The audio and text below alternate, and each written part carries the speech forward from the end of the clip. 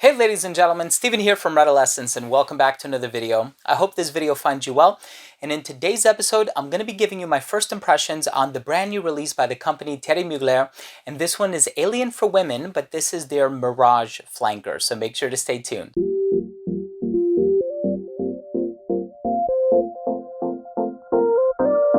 So this fragrance officially came out this year in February of 2020. I didn't purchase this one. I do have a carded sample, an official sample for the brand.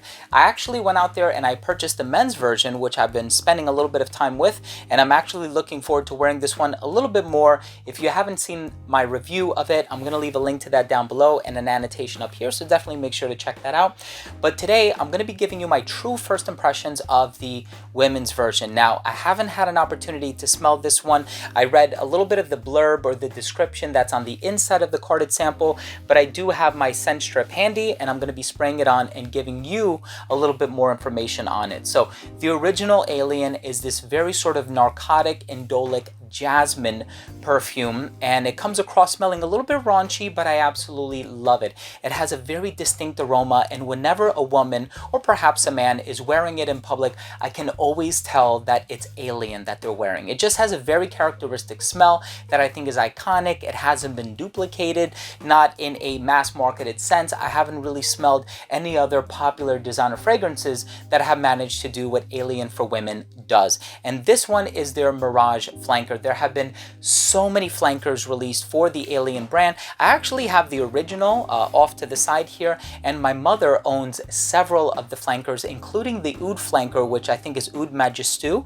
Now this one is Mirage, and this is supposed to be a very light, sort of playful, deserty sort of a composition that is supposed to have 3 revelations. I was reading up on it online, but it was too much for me to follow, and I think it's all marketing. So I'm just going to be letting you know what I get, what my nose perceives, what notes are coming across rather strongly to my nose, and the only note that I've been able to remember, or 2 notes I should say, are syringa and lotus. So I'm given to understand that this is going to have a bit more of like a floral presence to it, so I'm not entirely sure. But before I begin, I do want to read what's on the inside of this carded sample so you have an idea of the branding, the marketing, and what the brand had intended to do. So it says, in the heart of the desert, the temperature drops, bewildering the senses. Alien Mirage, a floral eau de toilette where aquatic freshness mingles with the sensuality of amber notes. So this actually smells very similar to the marketing of the men's release here, with the exception that the men's release has a little bit of a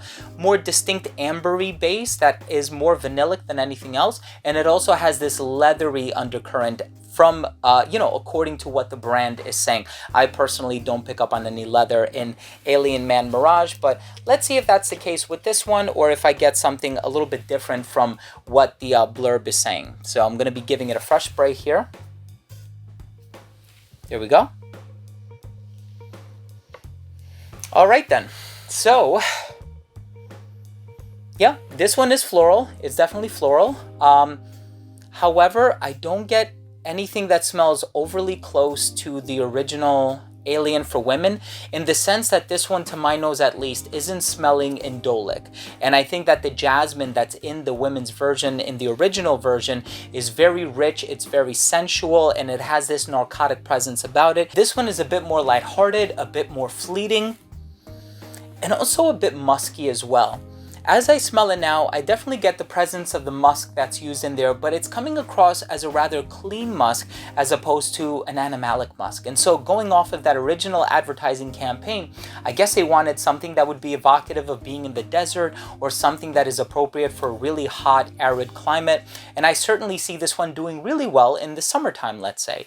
So the syringa note, I know I did a little bit of research on it. It can actually kind of give off this sort of jasmine, orange blossom type of a smell. That is exactly what you're going to get in this one. It smells a little bit more like jasmine than it does orange blossom, but keeping in mind that it's not indolic like the original Alien, this one is a little bit more on the clean side. Now, lotus, I have encountered in a few other fragrances, but I don't know if it's a real note or if it's a fantasy note. I haven't done my research, to that extent, but what I can say is that this one really just smells like jasmine or gardenia, or just one of these clean white florals that you have smelled in fragrances before. Now, in terms of there being an ambery presence in this, I really don't get a lot. I think that if there's any sort of ambery component in here, it's really more so on account of the use of a little bit of vanilla. So perhaps a little ethyl vanillin, you know, just a synthetic vanilla that's used in the base.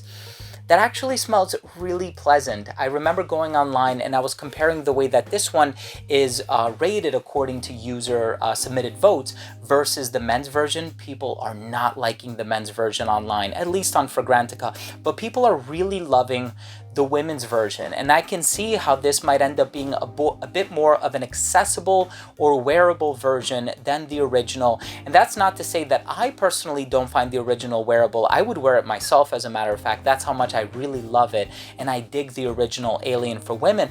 But I think that if you weren't a fan of the original because it was a little bit too heavy on the jasmine, here you have some other notes that sort of open up the fragrance, make it a bit more billowy, a nice touch of citrus in the opening, a clean, musky undercurrent with a pinch of vanilla, just adding this ever so slight sweetness in the base that I think makes it a bit more appealing and a bit more approachable and a bit easier to wear. So overall, I like this. I think it's a very pleasant release. Yes, there's an air of familiarity about it. Like, I'm not saying that this is a totally unique fragrance, something that's never been done before, a brand new smell that you've never encountered before. I think you're going to smell it and you're going to say, oh, okay, this is something that I've smelled in a designer release somewhere before. But I do think that it's a solid flanker. It's a worthwhile addition to the Mugler Alien lineup, and I think that if you're a collector of Alien fragrances, this is perhaps an Alien variant, unlike the original and unlike the Oud variant, that you'd be very likely and very happy to wear when it gets really, really hot outside, just because it's not a very powerful fragrance. I know a lot of the Alien fragrances are eau de parfum, so this one, it clearly states inside the carded sample, is an eau de toilette concentration, and I just like it. You know, there's not much more to say about it. I do find it to be a very interesting release. This is one that I can even see my wife really enjoying. Now, my wife doesn't mind the overly sharp and heady floral notes like freesia or narcissus. She's actually a fan of those. As a matter of fact, for many years she wore Michael Kors for Women, the original.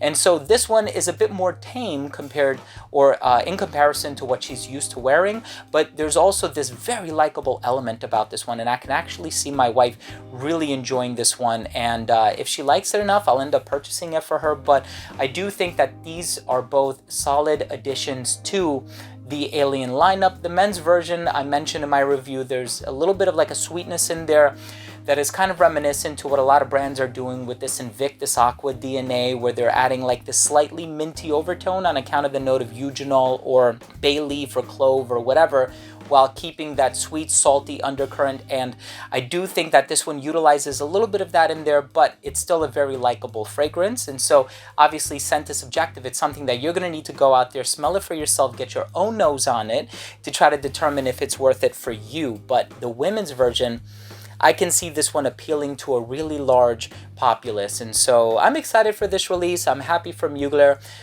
The train is definitely rolling and it's going hard and it's not stopping anytime soon, and so I'm excited to see what else they have lined up in the future. I know they also have a lot of cologne fragrances, part of the Mugler cologne line that I haven't tried yet. I tried the original releases, but I know they've had some new additions as of late, so I definitely look forward to getting my nose on those as well. But there you have it. That was my first impression on this fragrance, the brand new Thierry Mugler release, or I guess now it's just Mugler, and this one is called Alien Mirage, and this is the women's version.